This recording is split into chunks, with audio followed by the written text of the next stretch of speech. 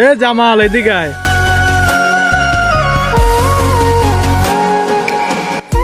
কালকে তো ঈদ, আজকে সানরাইজ, তাই গরুটা বেচার বিষয়ে কি করলি? আব্বা তুমি তো জানো আমি কত কষ্ট করে এই গরুটা লালন পালন করছি। নিজে না খাইয়ে আমি এই গরুটারে পালছি। ছোটবেলা হইতে আমি এই গরুটারে পালছি। এই গরুটারে ছাড়া আমি থাকতে পারবো না আব্বা। এই গরুটারে বিক্রি করো না। গরু বেচবি না তা কি করবি বাবা?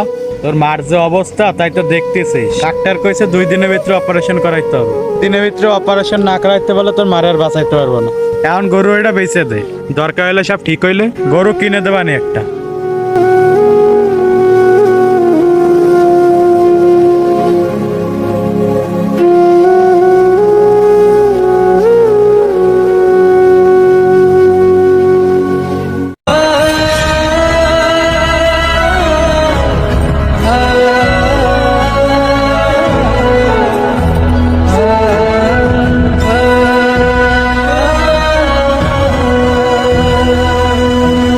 এভাবেই প্রতি বছর মানুষের ভালোবাসা টাকার কাছে বিক্রি হয়ে যায়।